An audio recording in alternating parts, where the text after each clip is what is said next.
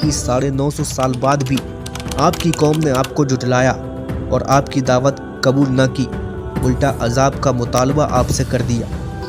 ان کی قوم کے لوگ جب مرتے تو وہ اپنے بچوں کو یہ وصیت کر جاتے کہ نوح پر ایمان نہ لانا، اور حضرت نوح علیہ السلام اللہ کے ایسے نبی تھے جنہوں نے اپنی قوم کو راہ ہدایت پر لانے کے لیے جی توڑ محنت کی۔ حضرت نوح علیہ السلام حضرت ادریس علیہ السلام کی اولاد میں سے تھے۔ حضرت نوح علیہ السلام کی پیدائش حضرت آدم علیہ السلام کی وفات کے 126 سال بعد ہوئی۔ حضرت آدم اور نوح علیہ السلام کے بیچ 10 نسلوں کا فاصلہ تھا۔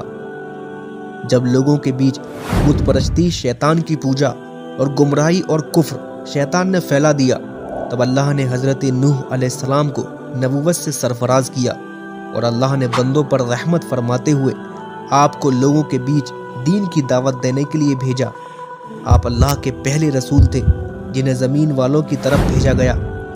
اللہ نے حضرت نوح علیہ السلام کو اپنا پیغام دے کر ان کی قوم کی طرف بھیجا، تو آپ نے بڑے ہی اچھے انداز میں قوم تک پیغام بھی پہنچایا۔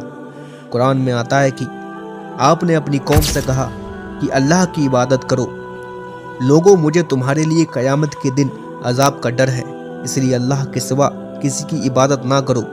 تو ان کی قوم کے کافر سرداروں نے انہیں جھٹلا دیا اور یہ کہنے لگے کہ ہم تو تمہیں اپنی ہی طرح دیکھتے ہیں، اور آپ کی بات کو ماننے سے انکار کر دیا۔ آپ نوح علیہ السلام اپنی قوم کے انتہائی سخت اور ناقابل برداشت رویے کے باوجود بھی آپ بڑے ہی حوصلے، صبر اور شفقت کے ساتھ قوم کو سمجھاتے اور دین کی طرف آنے کو کہتے۔ لیکن صدیاں بیت گئیں، پھر بھی آپ کی قوم آپ سے بحث ہی کرتی رہی اور آپ کی بات کو ماننے سے انکار کرتی رہی۔ وہیں کچھ لوگ ایسے بھی تھے جنہوں نے آپ کی بات کو مانا اور آپ پر ایمان لائے۔ ان کی قوم کے لوگ جب مرتے تو وہ اپنے بچوں کو یہ وصیت کر جاتے کہ نوح پر ایمان نہ لانا اور ان سے جھگڑتے رہنا، یہاں تک کہ 950 سال بعد بھی آپ کی قوم نے آپ کو جھٹلایا اور آپ کی دعوت قبول نہ کی، الٹا عذاب کا مطالبہ آپ سے کر دیا۔ پھر اللہ نے آپ پر یہ وحی بھیجی کہ تمہاری قوم میں جو لوگ ایمان لا چکے ہیں ان کے سوا کوئی اور ایمان نہ لائے گا، اور جو کام یہ کر رہے ہیں ان کی وجہ سے غم نہ کھاؤ، بے شک ہماری مدد آئے گی۔ خوب جد و جہد کے بعد، قوم کی بدسلوکی اور نافرمانی کے بعد، آپ نے اللہ سے یہ دعا کی کہ اے میرے پروردگار، میری قوم نے مجھ کو جھٹلا دیا، سو تو میرے اور ان کے درمیان ایک کھلا فیصلہ کر دے، اور مجھے اور جو مومن میرے ساتھ ہیں ان کو بچا لے۔ لہٰذا آپ کی دعا اللہ نے قبول کری۔ قوم کے کفر اور بدکاری کے جرموں کے ساتھ نبی کی بد دعا کا ببال بھی ان کے سر آ پڑا۔ تب اللہ نے ایک کشتی بنانے کا حکم حضرت نوح علیہ السلام کو دیا۔ یہ ایک بہت بڑی کشتی تھی، اس سے پہلے نہ ایسی کوئی کشتی بنی نہ بعد میں ایسی مثال ملی۔ حضرت نوح علیہ السلام کی کشتی 80 ہاتھ یا 300 ہاتھ لمبی اور 50 ہاتھ چوڑی تھی۔ آپ جب کشتی بنا رہے تھے تو کافر آپ کے پاس سے گزرتے تو آپ کا مذاق اڑاتے۔ آپ کی کشتی میں 3 منزلیں تھیں، ہر منزل پر 10-10 ہاتھ کا فاصلہ تھا۔ نیچے والی منزل میں جانور اور بیچ کی منزل انسانوں کے لیے اور اوپر والی منزل پرندوں کے لیے تھی۔ آپ کی کشتی کے اوپر بھی ایک چھت تھی۔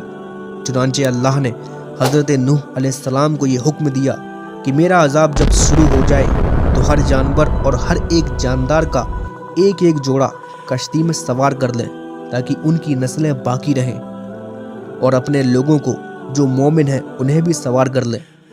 کشتی میں سوار ہونے والوں کی تعداد الگ الگ بیان کی گئی ہے۔ ان کی تعداد 80 یا 72 یا 10 یا 7 تھی۔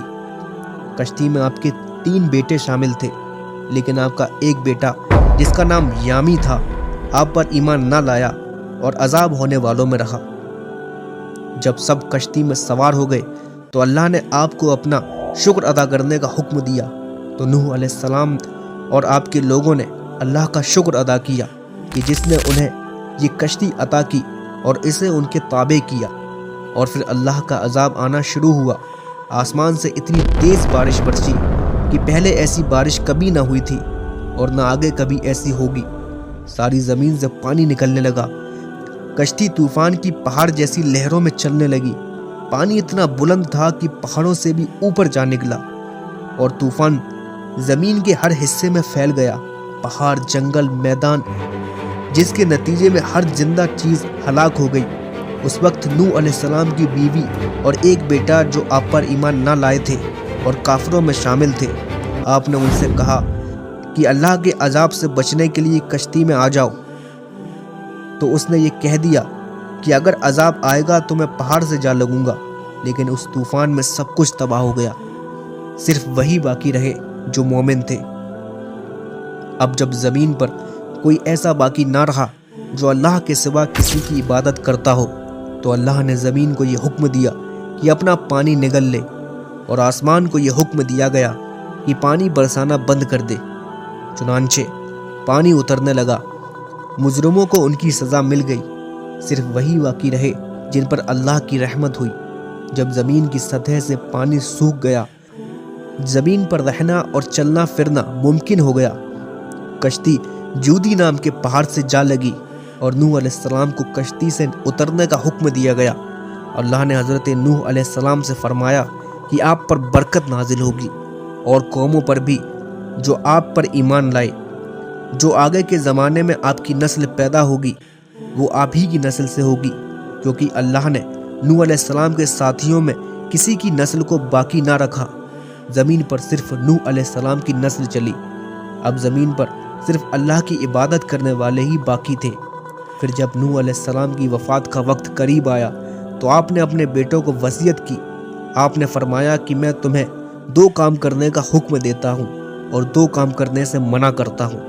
میں تمہیں لا الہ الا اللہ اختیار کرنے کا حکم دیتا ہوں، اور آپ نے یہ فرمایا کہ ترازو کے ایک پلڑے پر 7 آسمان اور زمین رکھ دی جائیں اور دوسرے پلڑے پر لا الہ الا اللہ رکھ دیا جائے، تو لا الہ الا اللہ والا پلڑا زیادہ بھاری ہوگا، اور دوسری سبحان اللہ و بحمدہ پڑھنے کا حکم دیتا ہوں، کیونکہ یہ ہر مخلوق کی تسبیح ہے اور اسی کی برکت سے مخلوق کو رزق عطا کیا جاتا ہے۔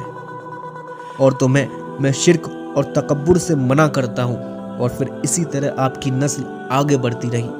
یہ تھا حضرت نوح علیہ السلام کا مختصر واقعہ۔